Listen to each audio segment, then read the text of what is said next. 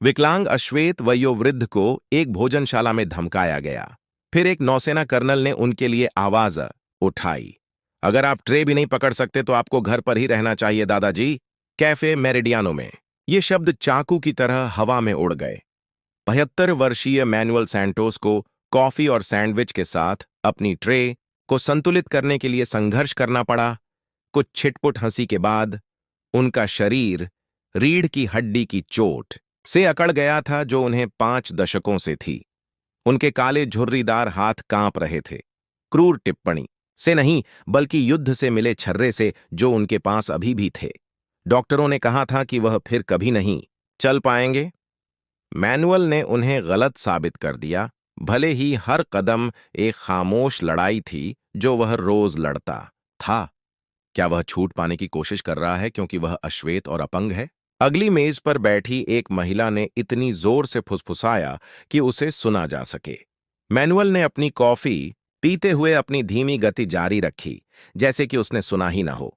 मेरिडियानो में रविवार का नाश्ता मैनुअल के लिए एक परंपरा थी। 10 साल तक एक ही जगह पर जाना, खिड़की के पास एक ही मेज पर बैठना जहां सूरज की रोशनी उसकी दर्द भरी हड्डियों को गर्म करती थी और वह शहर के चौराहे को देखता था। एक छोटी सी राहत जो उसने खुद को दी, एक दिनचर्या जिसने एक दिमाग को व्यवस्थित करने में मदद की, जो अभी भी कभी कभी सामने से फ्लैशबैक से ग्रस्त था। मुझे यकीन है कि यह काम भी नहीं करता होगा, एक अधेड़ उम्र के व्यक्ति ने अपनी सुबह की बियर घुमाते हुए कहा। आपने शायद वह पिन किसी कबाड़ की दुकान से खरीदी होगी। मैनुअल ने अपनी शर्ट की जेब में जो पिन छुपाकर रखी थी, वह युद्ध में बहादुरी का प्रतीक थी। उसने इसे कभी भी खुलेआम नहीं दिखाया, शर्म की वजह से नहीं, बल्कि इसलिए कि उसके जैसे लोगों को अपने कर्तव्य को पूरा करने के लिए प्रशंसा की जरूरत नहीं थी। जैसे ही वह अपनी सामान्य टेबल के पास पहुंचा, मैनुअल का हाथ जोर से कांपने लगा। कॉफी का एक कप गिर गया, जिससे सफेद मेजपोश पर दाग लग गया। वह रुक गया, यह सोचते हुए कि उसे साफ करने की कोशिश करनी चाहिए या बस बैठ जाना चाहिए। अरे, क्या किसी ने चौकीदार को बुलाया है? हमारे यहां एक आपातकालीन स्थिति है। इसके बाद और भी हंसी मजाक हुआ। कर्मचारियों में से केवल एलेना, एक वेट्रेस जो सालों से मैनुअल की सेवा कर रही थी, ने मदद करने की कोशिश की, लेकिन उसके मैनेजर ने उसे चेतावनी भरी नजर से बांह से पकड़ लिया। कैफे शहर के उच्च वर्ग के इलाके से आए धनी ग्राहकों से भरा हुआ था, जो लोग उदारतापूर्वक टिप छोड़ते थे और व्यवसाय को चालू रखते थे। तभी मैनुअल की ट्रे से कांटा फिसला और अचानक सन्नाटे में धातु की खनक के साथ फर्श पर गिर गया। उसने नीचे देखा और सोचा कि झुकने में कितना दर्द होगा। किसी को इसे टिकटॉक के लिए फिल्माना चाहिए, एक किशोर ने टिप्पणी की, जिसके हाथ में पहले से ही सेल फोन था। यह महाकाव्य होगा। मैनुअल ने धीरे धीरे खुद को नीचे करना शुरू किया, सहारे के लिए मेज के किनारे का इस्तेमाल किया। उसके चेहरे पर नियंत्रित दर्द का भाव था, क्योंकि उसके घुटने विरोध कर रहे थे। 50 साल के सैन्य प्रशिक्षण ने सार्वजनिक अपमान के बावजूद उसकी गरिमा को बरकरार रखा। किसी ने भी यह नहीं देखा कि कैफे के दूर कोने में अकेला बैठा आदमी था। नौसेना के 45 वर्षीय अधिकारी कमांडर एडवार्डो फर्नांडीज ने इस दृश्य को इतनी तीव्रता से देखा कि उनकी कॉफी पर कोई असर नहीं पड़ा। आधिकारिक समारोह में जाने से पहले वह एक छोटी सी कॉफी के लिए रुके थे। जब से वह बुजुर्ग व्यक्ति प्रतिष्ठान में दाखिल हुए थे, तब से उनकी नजरें मैनुअल से नहीं हटी थीं। उस चेहरे में कुछ जाना पहचाना सा था, कुछ ऐसा जो गहरी यादें जगा देता था। मैनुअल ने गिरे हुए कांटे की ओर दर्दनाक तरीके से उतरना जारी रखा। कमांडर फर्नांडीज खड़े हो गए। उनकी कुर्सी फर्श पर घिसट रही थी, जिससे कुछ लोगों के सिर उनकी ओर मुड़ गए। दृढ़ कदमों से वह कमरे से बाहर निकल गए। देखो, नौसेना बचाव दल आ गया है, उनमें से एक ने व्यंग्य किया। क्या आपको इस ऑपरेशन के लिए सुदृढ़ीकरण की आवश्यकता होगी? कमांडर ने कोई जवाब नहीं दिया। उसने उकसाने वालों की ओर नहीं देखा। उसकी आंखें केवल मैनुअल पर टिकी थीं। जब वह उस बुजुर्ग सैनिक के पास पहुंचा, तो उसने तुरंत मदद की पेशकश नहीं की। वह उस व्यक्ति की गरिमा के प्रति इतना सम्मान रखता था कि उसे सहायता की आवश्यकता नहीं थी। इसके बजाय उसने ऐसा काम किया जिससे पूरा कैफे एकदम शांत हो गया। कमांडर फर्नांडीज औपचारिक रूप से खड़े हुए, पीठ सीधी, ठोड़ी ऊपर, और एक आदर्श सैन्य सलामी दी।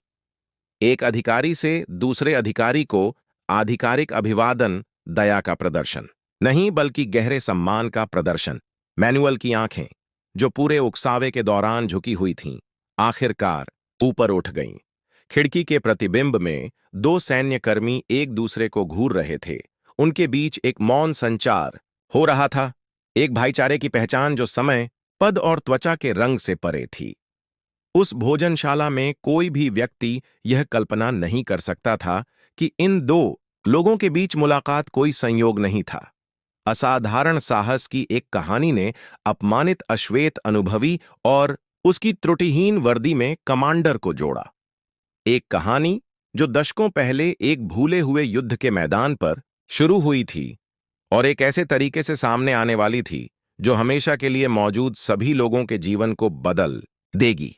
अगर आपने कभी ऐसा पल देखा है जब मौन शब्दों से ज्यादा जोर से बोलता है, तो आपको पता चल जाएगा कि उस कैफे में हर व्यक्ति ने अपनी सांस क्यों रोक ली थी। साइन अप करें और जानें कि कैसे सम्मान के एक छोटे से इशारे ने एक ऐसे रहस्य को जन्म दिया जिसे सुनने के लिए कोई भी तैयार नहीं था। कमांडर फर्नांडीज ने सलामी देते हुए अपना हाथ नीचे किया और कांटा उठाने के लिए नीचे झुके। उन्होंने इसे सीधे मैनुअल को नहीं दिया, बल्कि इसे धीरे से मेज पर रख दिया। एक ऐसा इशारा जिसने अनुभवी की गरिमा को बनाए रखा। Sergeant major Manuel Santos, commander ने कहा। उसकी आवाज धीमी थी, लेकिन पूरे शांत कैफे में सुनाई दे रही थी। आपसे यहां मिलना सम्मान की बात है, सर। एक उच्च पदस्थ अधिकारी द्वारा एक वृद्ध अश्वेत व्यक्ति को सर कहने पर कई उपद्रवी अपनी सीटों पर असहज हो गए। मैनुअल आखिरकार सीधा हुआ, अपनी छड़ी पर झुक गया। कमांडर फर्नांडीज, उसने आश्चर्यजनक रूप से स्थिर आवाज में उत्तर दिया। आपके माता पिता ने आपका नाम बहुत बढ़िया चुना है, एडुआर्डो। पुराने पुर्तगाली में गार्जियन हमेशा उस अर्थ के लिए सही। एलेना वेट्रेस आखिरकार अपने मैनेजर की पकड़ से मुक्त हो गई और गिरी हुई कॉफी को साफ करने लगी। मुझे खेद है मी सैंटोस, उसने फुसफुसाते हुए कहा। मुझे आपकी मदद पहले ही कर देनी चाहिए थी। यह ठीक है एलेना, मैनुअल ने जवाब दिया। हर कोई सही काम करने के लिए अपनी आजीविका को जोखिम में नहीं डाल सकता। कैफे मैनेजर विक्टर तेजी से आगे बढ़ा। उसकी व्यावसायिक मुस्कान उसकी बेचैनी को छिपा रही थी। कमांडर, क्या हम आज आपको कॉफी मुफ्त दे सकते हैं? और आपके लिए भी, मी सैंटोस। कमांडर ने मैनेजर को स्थिर निगाह से देखा। अब आप सार्जेंट मेजर सैंटोस की भलाई के बारे में चिंतित हैं, क्योंकि आपने उसे अपने प्रतिष्ठान में उपहास का पात्र बनने दिया है। जरूरी नहीं कमांडर, मैनुअल ने शांति से बीच में टोका। मी विक्टर हमेशा अपनी प्राथमिकताओं में सुसंगत रहे हैं। मैनुअल का मजाक उड़ाने वाले समूह ने अब अपनी प्लेटों पर नजर डाली, सिवाय एक के, जेसन पोर्टर, जो एक महंगे सूट में एक मध्यम आयु वर्ग का व्यक्ति था। तो आपने वास्तव में सेवा की थी? पोर्टर ने पूछा। उसकी आवाज अब सतर्क थी। किस यूनिट में?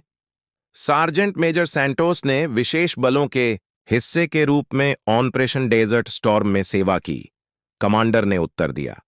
लेकिन यह एक असाधारण कैरियर का अंत था।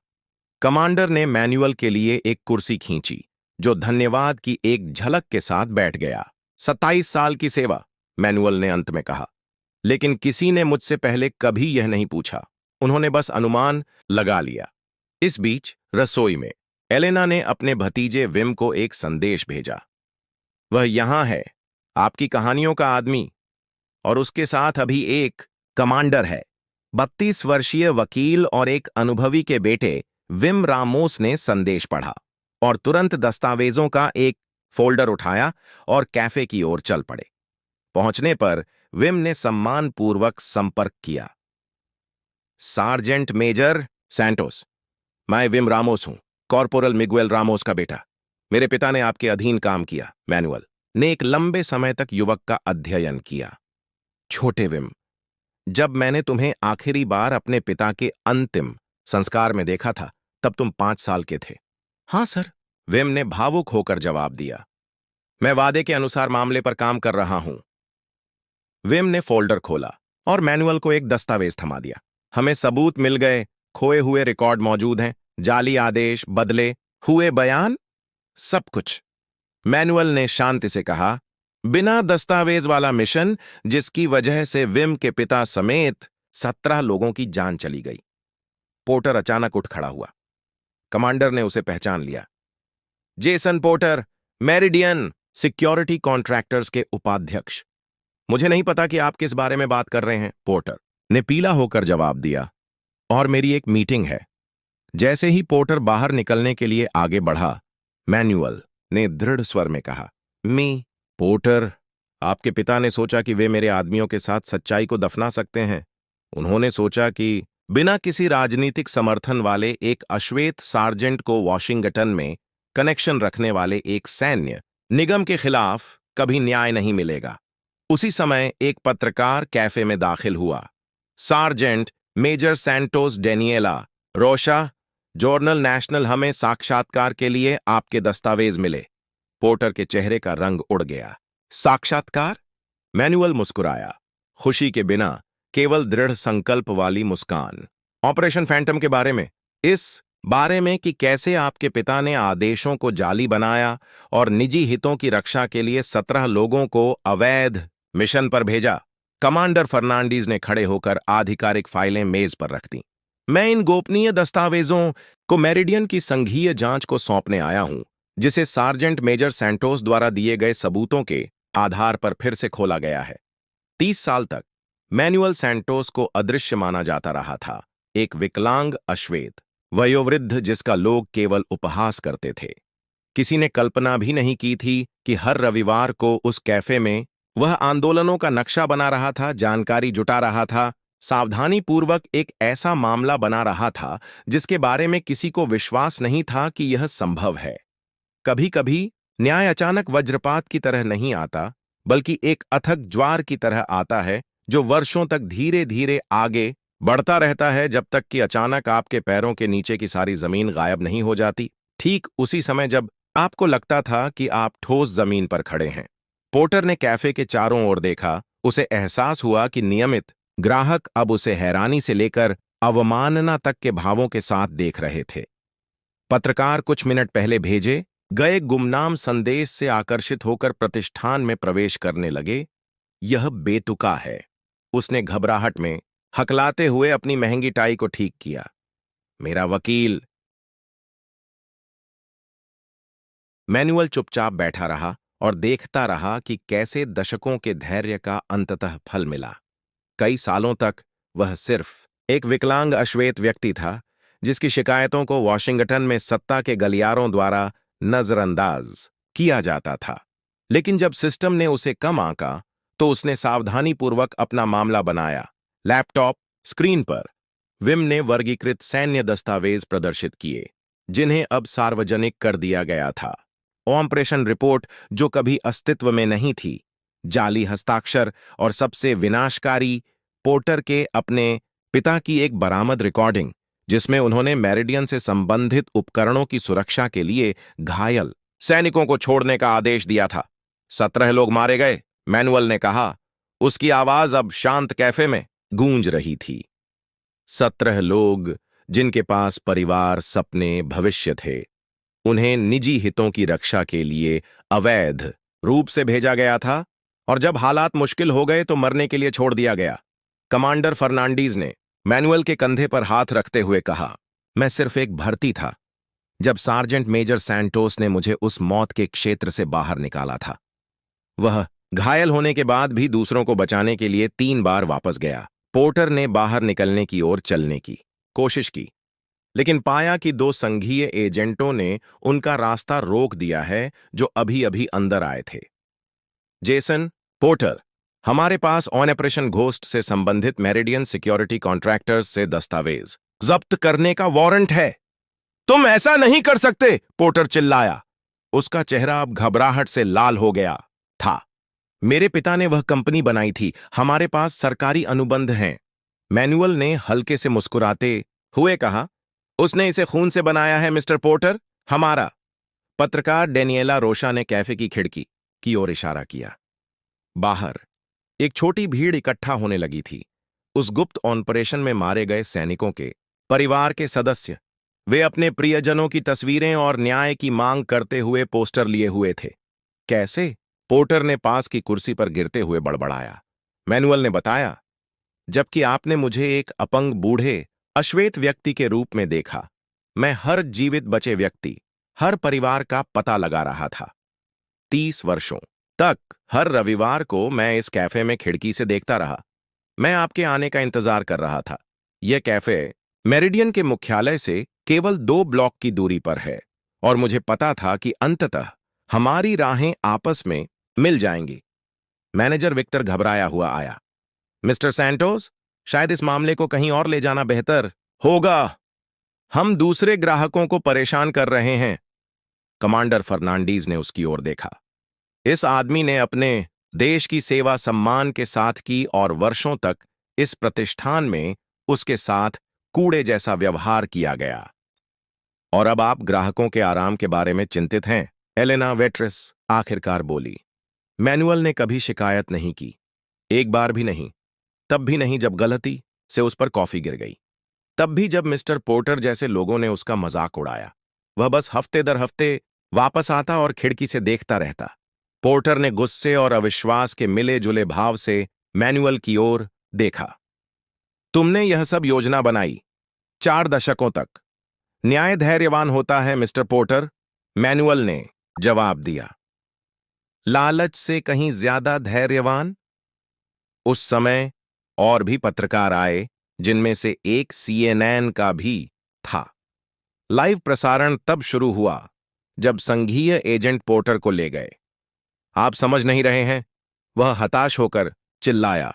ये अनुबंध हमारी अर्थव्यवस्था को चालू रखते हैं, लोगों की नौकरियां चली जाएंगी। मैनुअल ने शांतिपूर्वक उत्तर दिया। 17 परिवार पहले ही बहुत कुछ खो चुके हैं। विम ने मैनुअल की बांह को छुआ। प्रेस कॉन्फ्रेंस का समय हो गया है सार्जेंट, बाकी बचे लोग इंतजार कर रहे हैं। जैसे ही मैनुअल अपनी छड़ी लेकर उठा, पूरा कैफे फिर से शांत हो गया। इस बार यह अवमानना का सन्नाटा नहीं था, बल्कि सम्मान का। वह धीरे धीरे दरवाजे की ओर बढ़ा। हर कदम पर दशकों के अन्याय का बोझ था, जिसे आखिरकार ठीक किया जाना था। बाहर जब वह दिखाई दिया तो कैमरे घूम गए। पोर्टर अब संघीय कार की पिछली सीट पर अपने साम्राज्य को ढाते हुए देखकर भयभीत हो गया। उसकी कंपनी पहले से ही शेयर बाजार में मूल्य खो रही थी। खबर फैलते ही शेयरों में भारी गिरावट आई। सार्जेंट मेजर सैंटोस, एक रिपोर्टर ने पुकारा। इतने समय के बाद आप कैसा महसूस कर रहे हैं? मैनुअल रुक गया और सीधे कैमरों की तरफ देखने लगा। मैं बदला लेने के लिए यहां नहीं आया हूं, मैं न्याय के लिए आया हूं। उन 17 लोगों के लिए जो घर नहीं आ सके, उनके परिवारों के लिए जो सच्चाई के हकदार हैं, और यह सुनिश्चित करने के लिए कि मैरिडियन जैसी कंपनियां समझें कि कुछ सीमाएं हैं जिन्हें पार नहीं किया जा सकता, मुनाफे के नाम पर भी नहीं। पोर्टर और मैनुअल का मजाक उड़ाने वाले अन्य लोगों को कभी यह एहसास नहीं हुआ कि उनकी स्पष्ट कमजोरी में एक आंतरिक शक्ति छिपी हुई थी, जो सबसे खराब परिस्थितियों में बनी थी। जब दुनिया ने एक विकलांग अश्वेत वयोवृद्ध को झूठ पर बने साम्राज्य को ध्वस्त करते देखा, तो एक साधारण सच्चाई सामने आई। कभी कभी अन्याय के खिलाफ सबसे शक्तिशाली हथियार क्रोध या हिंसा नहीं होता, बल्कि उन लोगों का दृढ़ संकल्प होता है जिन्होंने सब कुछ खो दिया है, सिवाय अपनी ईमानदारी के। मेरिडियानो में उस सुबह को 6 महीने बीत चुके हैं। अब प्रतिष्ठान ने प्रवेश द्वार पर एक अलग चिन्ह प्रदर्शित किया। वेटरन्स कैफे और मैनुअल सैंटोस की फ्रेमयुक्त तस्वीर मुख्य दीवार पर सम्मान के स्थान पर लगी हुई थी। विक्टर अब मैनेजर नहीं था। एलेना को घोटाले के बाद पदोन्नति मिल गई थी। वापस स्वागत है सार्जेंट मेजर, उसने मैनुअल को उसकी सामान्य टेबल पर ले जाते हुए कहा। हालांकि आज उस टेबल पर एक छोटी कांस्य पट्टिका थी, आरक्षित। सार्जेंट मेजर मैनुअल सैंटोस, राष्ट्रीय नायक। काउंटर पर मौजूद अखबारों ने वह कहानी बताई जो अब पूरे देश में मशहूर हो चुकी थी। संघीय जांच के बाद मेरिडियन सिक्योरिटी कॉन्ट्रैक्टर्स भंग हो गए। पोर्टर परिवार पर कई आपराधिक आरोप लगे। 3 दशकों के बाद आखिरकार दिग्गजों को मान्यता मिली। मैनुअल भी अलग था, शारीरिक रूप से नहीं। उसकी रीढ़ की हड्डी अभी भी उसे धीरे धीरे चलने पर मजबूर करती थी। उसके हाथ अभी भी थोड़े कांपते थे, लेकिन उसके चेहरे पर एक हल्कापन था जो पहले नहीं था। 30 साल की जबरन चुप्पी का बोझ आखिरकार उतर गया था।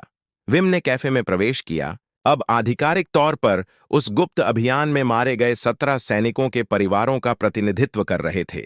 उनके पीछे 3 वृद्ध पुरुष आए, मिशन के एकमात्र अन्य जीवित बचे लोग।